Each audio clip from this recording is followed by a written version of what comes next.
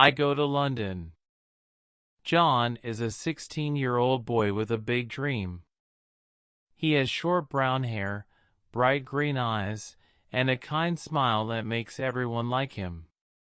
John lives in Barcelona, a beautiful city in Spain, full of life, music, and delicious food.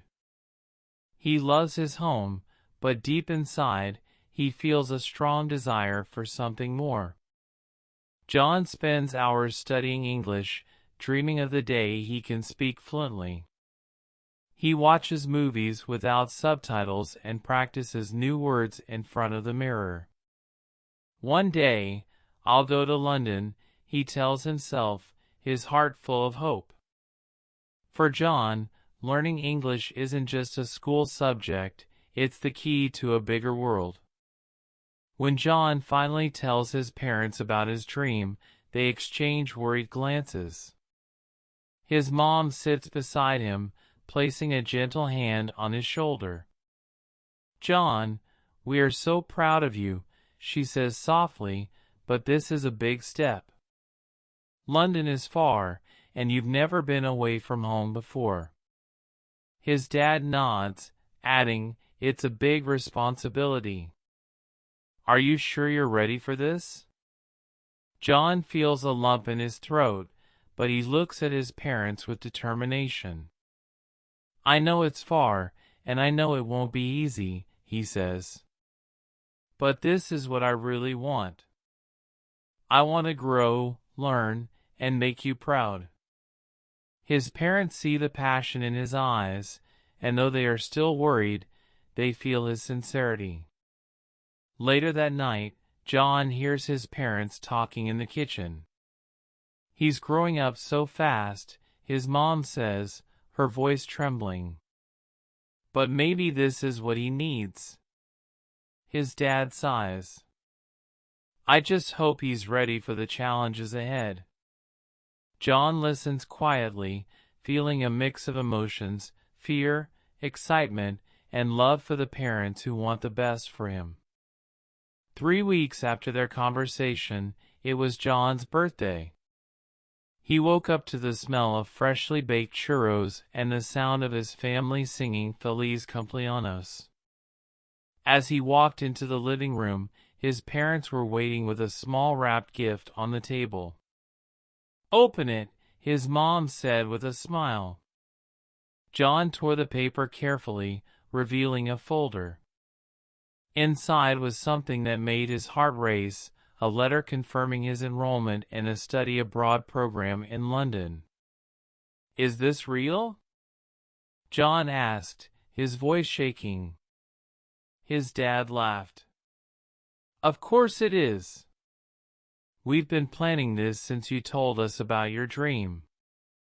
His mom added, "We want you to have this experience, John. You've worked so hard, and we believe in you." John's eyes filled with tears as he hugged them tightly. Thank you so much," he said, overwhelmed with gratitude. The program was set to start in 3 months, giving John time to prepare for his first big adventure. The next day, his parents took him to the local government office to apply for his first passport. John couldn't stop smiling as he filled out the forms and took his photo. This is really happening, he thought, his excitement growing with each step. Back at home, John started making a list of things to pack. He wanted to be ready for London's colder weather, so he added sweaters, a warm jacket, and comfortable shoes to his list. He also made sure to include a notebook and his favorite book in English, determined to make the most of his trip. Every day, he checked the list, imagining himself walking through the streets of London. As the days passed, John's excitement grew, but so did his nervousness. "What if I don't make friends?" he asked his mom one evening. She smiled and reassured him, "You are kind and smart, John. People will like you, just as they do here." Her words gave him courage, and he began counting down the days with a mix of joy and anticipation. The calendar on John's wall was now his favorite thing. Each day he crossed off felt like a step closer to his dream. With just weeks left until the big day, he dove into researching London. He spent hours watching videos of bustling streets, double-decker buses, and iconic landmarks. "I wonder how it feels to walk by Big Ben or cross Tower Bridge," he thought, letting his imagination take over. At school, John's excitement was contagious. "So, are you going to meet the king?" a classmate teased, and John laughed. "Maybe I'll have tea with him," he joked back. His friends listened eagerly as he described his plans, like visiting museums and trying fish and chips. It wasn't just about the learning. John was already seeing himself living the adventure. The preparation was an adventure in itself. On Saturday, John and his parents went shopping. "This jacket will keep you warm in the London rain," his mom said, holding up a dark coat.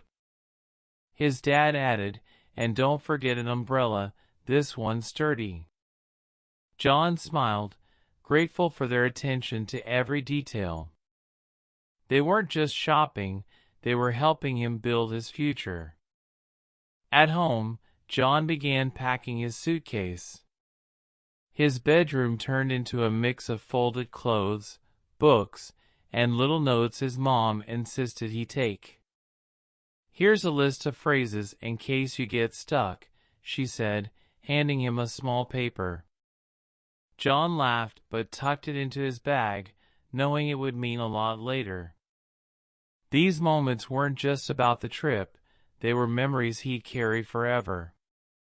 As the flight date grew closer, John's emotions swirled between excitement and nerves. One evening, he sat on the balcony, watching the sunset over Barcelona.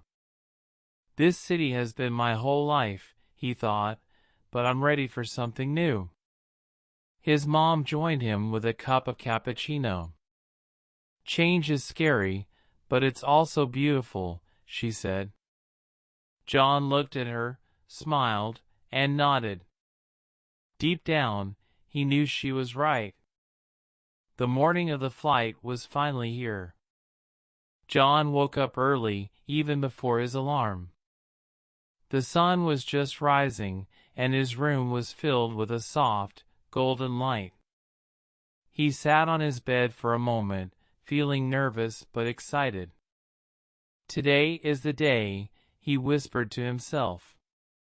He got dressed quickly, ready to start his big adventure. John checked his suitcase one last time. He had everything he needed: clothes for cold weather, his favorite English book, his passport, tickets, and a notebook for his studies. His mom added snacks and a small first aid kit. "Just in case," she said with a smile. John laughed. "I think my bag is full now." At breakfast, the whole family sat together. His mom made toast and fresh orange juice, but John was too nervous to eat much. "You need energy for the trip," his dad said, passing him a plate of churros. John took a bite, trying to calm his nerves.